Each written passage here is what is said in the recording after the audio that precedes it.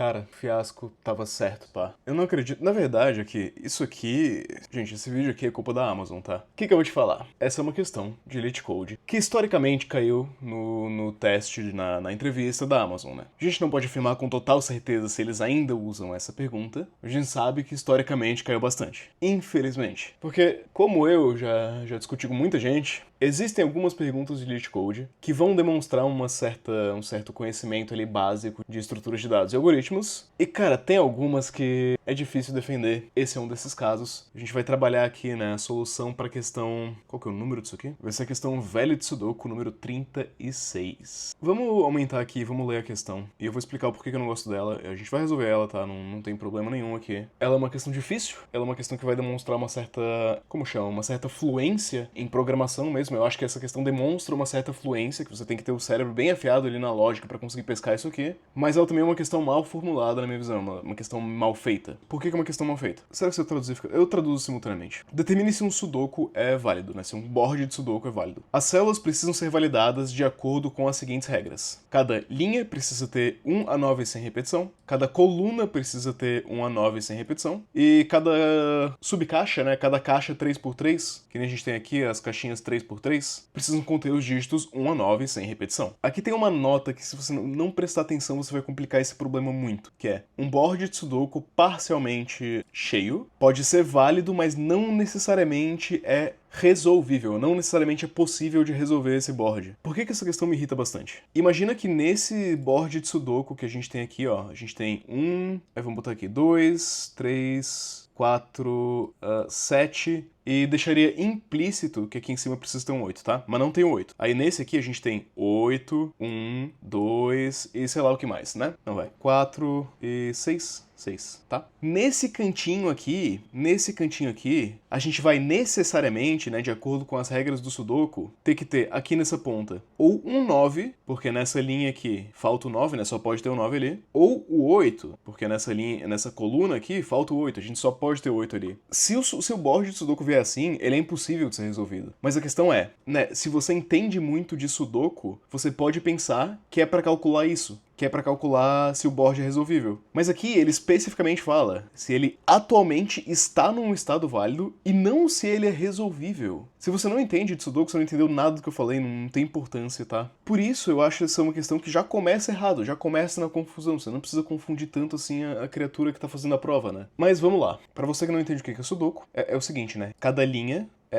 se aqui nessa... quer dizer, vamos explicar o Sudoku Elite Code, que não é o Sudoku de verdade. Se nessa linha aqui tiver repetição de algum dígito, é inválido. Se nessa coluna aqui tiver repetição de algum dígito, é inválido também. Se nessa caixa aqui tiver repetição de algum dígito, é inválido também. É só isso. Essa é efetivamente a questão. Utilizar um board de Sudoku aqui eu acho que mais confunde do que ajuda. Mas tá, então é só isso que a gente precisa checar, tá? Para todas as colunas, a gente precisa checar se existe repetição em uma coluna. Para todas as linhas, a gente precisa checar se existe repetição em uma linha. E para todas as caixas, a gente precisa checar se existe repetição em alguma caixa. Eu acho que a parte daqui que, né, agora que eu expliquei de uma forma compreensível, é pra estar bem mais fácil esse exercício. E eu acho que a parte aqui que vai confundir algumas pessoas é a parte da caixa. A parte da linha e da coluna são partes super fáceis, né? Efetivamente, o que você precisa fazer? Você precisa pegar esses 5... Aí, né, ter um setzinho aqui de, quais itens eu já vi nessa lista, né, nessa linha. Eu já vi o 5. Aí eu venho aqui, eu olho o 3. Eu já vi o 3 também. Aí eu venho aqui, eu olho nada, nada, já vi o 7. 7 nessa linha, olho aqui, nada, nada, nada, nada. Acabou. Essa linha está válida. Aí você faz um for loop, faz isso por todas as linhas, faz exatamente a mesma coisa por todas as colunas, e o problema estaria resolvido, né? Se fosse só olhar linhas e colunas, essa é a solução. Acho que se você está entrevistando para a Amazon, não é para você ter dificuldade nessa parte, é uma parte relativamente bem tranquila do exercício. A parte que pode te complicar um pouco, é a parte que a gente vai passar mais tempo explicando, é essa parte aqui, ó, da caixa. Para explicar essa parte da caixa, a gente precisa fazer um pouquinho de pensamento aqui em como esses dados vão chegar pra gente, tá? Fica comigo, eu prometo que vai fazer sentido. O input, ele vem nesse formatão aqui. Você pode estar olhando pro estranho, não tô entendendo nada, tem muita informação na tela, fica tranquilo. É um array de arrays. É uma matriz, né? No Elite Code a gente lida com matriz direto, não é difícil. Uma matriz, você vai ter, por exemplo, vamos chamar de mat para, né, mat de matriz para facilitar aqui o acesso. Se você quer acessar esse item aqui da matriz, como que você faz? Você vê em qual linha ele tá Então, os arrays são indexados em 0, né? Então, 0, esse aqui é o primeiro array, 1, esse aqui é o segundo array, 2, esse aqui é o terceiro array. Então, beleza, a gente sabe que o item que a gente quer encontrar está no array 2, e em qual posição do array 2 ele tá, né? Pô, é fácil, a gente pode contar aqui, ó. 1 item, 2 itens, 3, 4, 5, 6, 7, 8 itens, no item 8. Então, né, na matriz, como a gente acessa esse valor, é linha 2, coluna 8, certo? Como que a gente sabe, a partir desse 2 e desse 8, em qual caixa ele está? Vamos lembrar o que é uma caixa? Caixa é o 3x3 ali, né? Então, 3x3, aqui é uma caixa, 3x3 de novo, aqui é a segunda caixa, 3x3 de novo, aqui é a terceira caixa.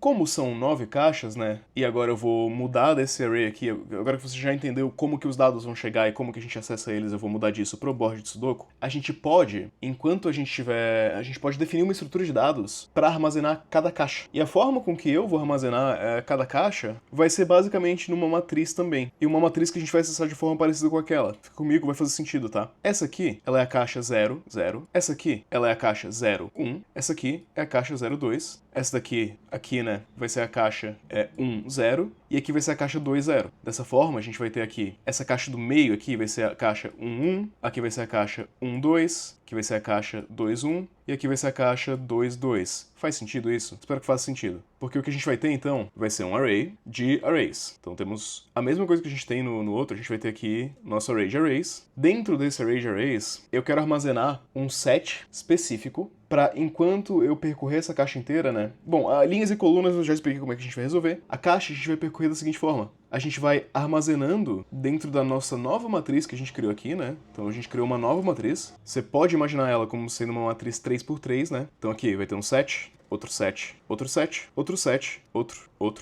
e 8, ok? A gente inicializa isso daqui, ó, esse bichinho aqui. O que que vai acontecer, né? A gente vai pegar o 5, no momento que a gente tiver nesse 5, a gente consegue saber em qual caixa ele vai. Por quê? O 5 ele tá aqui, ó, ele tá na posição 0, 0. A posição 0, 0, eu tenho que dar alguma maneira de calcular que 0, 0 aqui, ou que, por exemplo, a posição 1, 1 aqui, se traduz para a caixa 0, 0. Eu tenho que dar algum jeito de saber que esses itens aqui vão cair dentro desse primeiro set da primeira caixa. Esse primeiro set da primeira caixa, né, aqui precisa cair o 5. Como que eu, a partir da informação de que ele está na linha 0 e na coluna 0, derivo em qual caixa ele cai? Vamos, ao invés de pensar no 0, 0, que é um pouco complicado, pensar no 2, 8, né? O 2, 8, como explicado anteriormente, é esse 6 aqui. Esse aqui é o 2, 8, ou é o 2, 7. Não sei, tanto faz, não tem importância. Como que a gente sabe que o 2, 8 vai cair aqui? A explicação para isso ela é bem simples, tá? As linhas e as colunas elas são enumeradas, certo? A gente está acessando aqui linha 2, né? Linha 2, coluna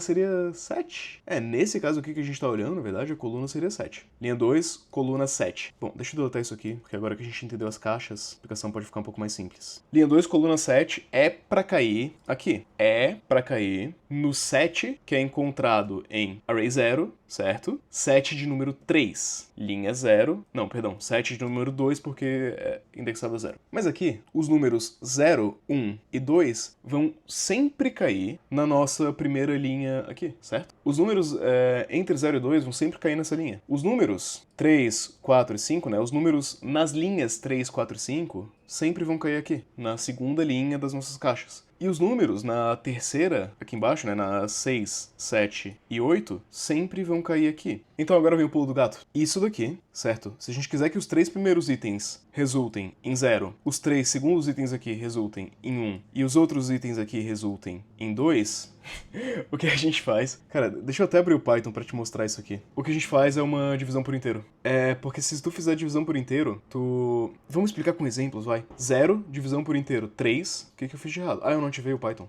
Python. 0 divisão por inteiro 3 vai dar 0. 1 divisão por inteiro 3 vai dar 0. 2 divisão por inteiro 3 vai dar 0. É exatamente o que a gente quer. 0, 1 e 2 caem na primeira linha. Então, 3 divisão por inteiro 3 cai na 1. 4 cai na 1. 5 cai na 1. 6 cai na 2. Entendeu? Se a gente pega esses valores aqui, faz uma divisão por inteiro, a gente pega os valores da coluna e faz uma divisão por inteiro, a gente consegue achar exatamente em qual set é pra gente armazenar esses números aqui pra checar depois. E eu tô complicando bastante essa solução, tá? Porque a gente tá fazendo uma solução performática. Se fosse pra fazer uma solução não performática, a gente não precisaria desse set para armazenar, não precisaria armazenar nada. Eu podia abrir o 5 aqui e depois, eu abri o 5 na caixa 0, abre a caixa 0 inteira, vê o que tem em todos esses elementos e não armazena nada. Daria pra fazer? Daria pra fazer. Funcionaria? Funcionaria. Numa entrevista da Amazon, talvez você queira fazer isso com certa velocidade, talvez você queira mostrar que você faz e funciona, ao invés de dar a solução perfeita. O que a gente tá fazendo aqui é entregando a solução perfeita. Isso aqui parece ter aula de curso, né? Se você fez o curso de estrutura de dados e algoritmos, eu tô migrando ele de plataforma semana que vem. Se você não fez, dá uma segurada. Semana que vem reabre o carrinho, vai ter uma condição especial pra galera comprar, mas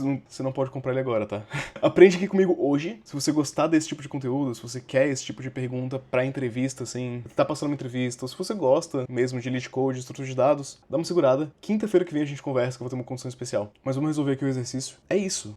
Essa daqui é a solução pra porcaria da pergunta, certo? Checa a linha, checa a coluna, e ao fazer essa checagem, né, a gente vai armazenar também os valores aqui. Pô, mas tem uma dificuldade adicional. Se eu quiser a solução perfeita mesmo, o que eu preciso fazer eu vou checar só os 5, e eu preciso ter uma caixinha dessa para cada coluna, uma caixinha dessa para cada linha e uma caixinha dessa para cada caixa, né? Porque aí eu consigo checar o 5 e quando eu vim checar o 3, eu já vou ter o meu 5 armazenado aqui. Eu vou ter também uma caixa um pouco mais simples, né, que armazena o 5 nessa própria linha aqui, pra gente não ter que percorrer a linha múltiplas vezes. E eu vou ter também o 5 armazenado na primeira coluna. Eu não sei se tá ficando tão boa essa explicação. Eu acho que pra ficar claro, de repente a gente vai ter que ir pro código agora. Que é o seguinte, eu espero que até o momento você tenha entendido a divisão por inteiro por 3 aqui, né, pra digitar em qual caixa vai estar... No código vai ficar mais claro, mas tá, pra digitar em qual caixa vai estar o elemento. Se você entendeu essa divisão por 3, né, entendeu que a gente vai armazenar os elementos para quando a gente checar outros elementos dentro da mesma caixa, a gente vê se ele tá aqui, né, que aqui a gente vai, essa lista vai crescendo, né, o 5 tá na primeira caixa, o 3 tá na primeira caixa, o 6 tá na primeira caixa, isso aqui vai crescendo, e se por acaso, em algum momento, eu encontrar aqui dentro outro 6, eu sei que o sudoku é inválido, né, eu posso retornar aqui é inválido. Essa é toda a ideia que a gente tá tentando cumprir. Essa mesmíssima lógica eu vou aplicar para linhas e colunas de uma maneira um pouco simplificada. Eu acho que dá pra ir pro código. Se ficar muito complexo, eu volto e explico mais. Tá, o que a gente quer? 3 caixas de hash maps que vão conter sets. Vamos lá. Rows, né, linhas. Vai ser um default dict, que vai conter sets. A mesma coisa para colunas e a mesma coisa para boxes. A questão é, a gente vai armazenar isso daqui, né? Isso daqui são hashmaps, tá? Isso é puramente hashmaps. A vantagem do default dict aqui no nosso caso de uso é justamente a palavra default. O default aqui é o tal do set vazio, é isso que a gente tá fornecendo aqui, tá? Nada de muito misterioso. Agora, precisamos percorrer todas as linhas, percorrer todas as colunas uma única vez. E se a gente fizer mágica o suficiente, o nosso algoritmo vai conseguir resolver. Então, for R in range 9, né? São 9 linhas. For C in range 9 também, né? São 9 colunas. Pô, preciso fazer login. Aí, né? Primeiro vamos checar se o item que a gente está olhando no momento está vazio. Como que é um item vazio, né? O item vazio é um ponto. Então, if board, a gente vê se nessa linha, se nessa coluna, o item é vazio, né? É igual a ponto aqui, que é o item vazio. A gente dá um continue. Galego, mas você me falou uma vez que continue era anti-pattern. Não é melhor a gente abstrair isso aí para ultra function? Daria pra fazer um código mais bonito? Daria. Daria pra fazer um código mais compreensível? Daria também. Eu não acho que nesse caso de uso vale a pena, tá? Eu acho que nesse caso de uso de Elite Code aqui é 100% Go Horse. Eu sou adepto do Go Horse no Elite Code. Não existe anti-pattern no Elite Code, não tem. Voltando aqui à brincadeirinha, o que a gente precisa checar? Precisa checar se esse elemento já foi visto na linha que a gente tá olhando, na coluna que a gente tá olhando, e rows aqui tá errado. Muito bem observado, rows aqui é boxes. Tava errado mesmo. E na boxes que a gente tá. Então, vai ter um if aqui que vai fazer alguma coisa, tá? A gente não precisa saber o que essa coisa é. Antes a gente precisa ver, porque a gente tá aqui, ó. A gente tá nesse elemento. A gente quer adicionar ele em rows 0, né? Porque afinal de contas a gente tá na row 0. A gente quer adicionar ele em call 0 também, porque afinal de contas a gente tá nessa call na coluna 0. E a gente quer adicionar ele na box 00. Então a gente quer adicionar ele na box 00, né? Queremos adicionar esse elemento em 3 sets diferentes. No set que corresponde a essa linha, no set que corresponde a essa coluna e no set que corresponde a essa caixa. Agora tá ficando claro, eu espero. Quando a gente tiver em outro, só pra exemplificar mais, tá? Quando a gente tiver em outro elemento, vamos supor que a gente tá nesse elemento aqui, tá? Qual que é aqui? Aqui é o 4, aqui vai ser 3, e essa caixa vai ser a caixa 1, 1. A gente vai querer adicionar na coluna 4, linha 3, caixa 1,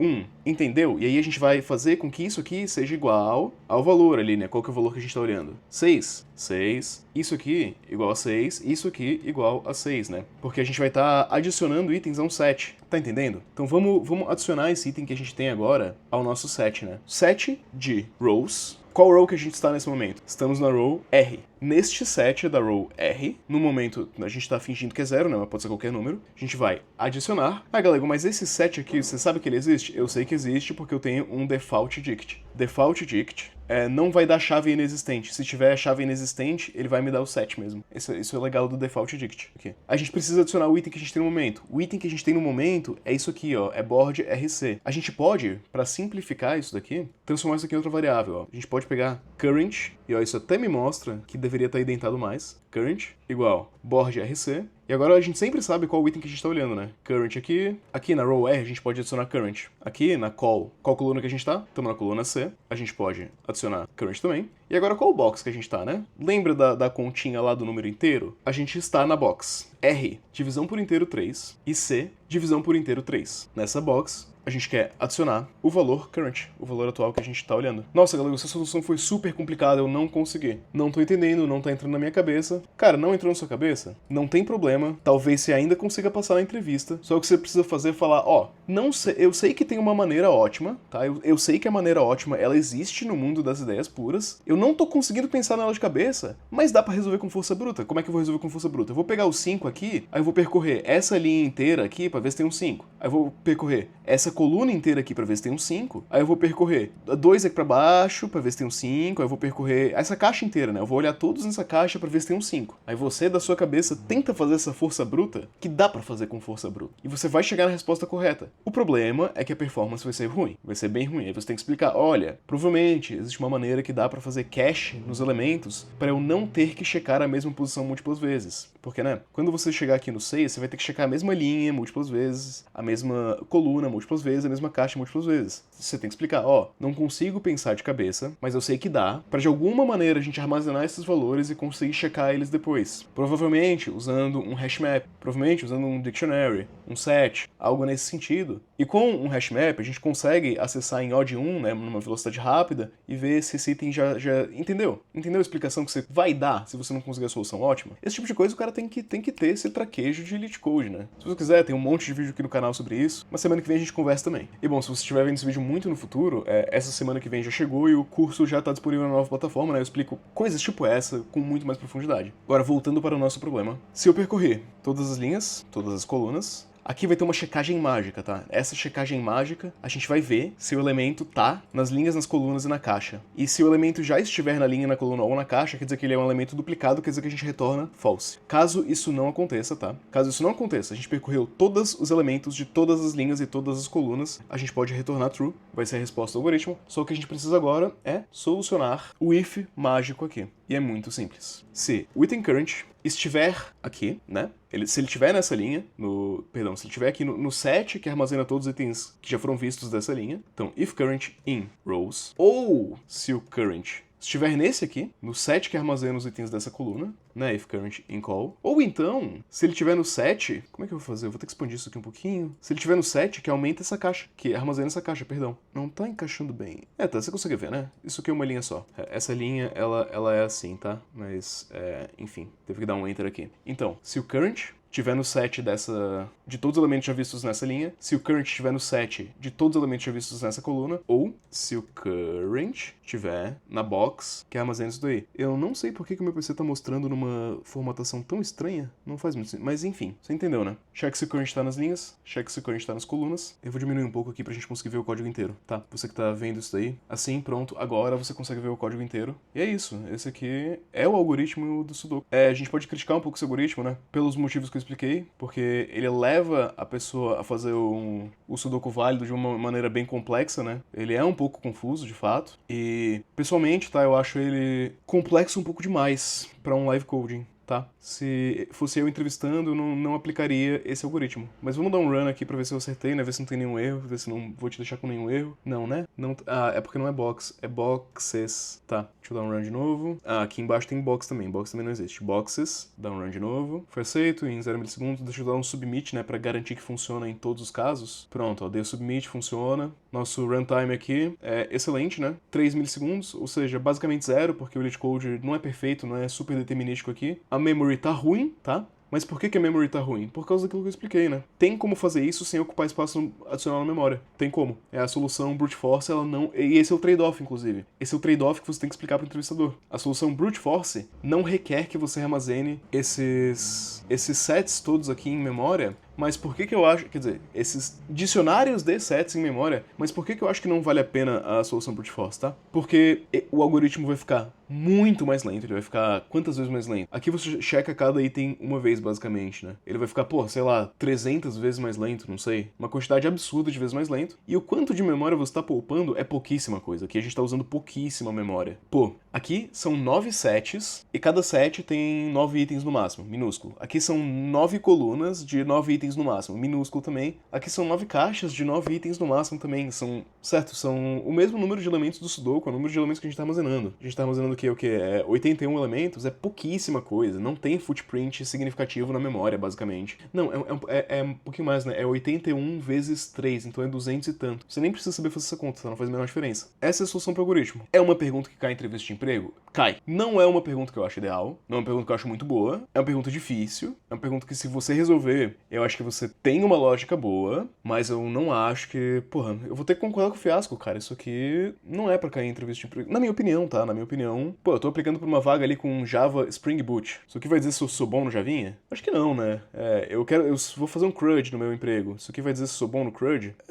O máximo que isso aqui pode dizer, né, é durante a conversa ali, durante a conversa com o entrevistador, você mostrou que você entende de trade-offs, você expôs o seu raciocínio lógico, você mostrou que você consegue achar uma solução com força bruta. Se você conseguiu achar essa solução aqui, você mostrou que você consegue otimizar algoritmos, você mostrou que você domina o que é um default dict, o que é um hashmap, o que é um set, você mostrou que você entende que você está fazendo um loop dentro de um loop, mas que, como são 9 elementos vezes outros 9 elementos, não é tão prejudicial assim. Enfim, no final das contas, você mostrou que você entende bastante coisa assim. Agora, pô, eu acho que mesmo dentro do próprio LeetCode tem exercícios melhores, tá? Isso aqui, pra alguém que nunca viu isso, é muito difícil. E, cara, se você nunca viu um Sudoku na sua vida, você tá em desvantagem com relação a isso, sabe? Então, não acho excelente, mas cai. E bom, eu falei bastante, né, ao longo desse vídeo, que isso é um problema clássico que tem no meu curso de estrutura de dados e algoritmos. Não tem esse problema em específico, né, porque senão eu não estaria gravando esse vídeo aqui de novo.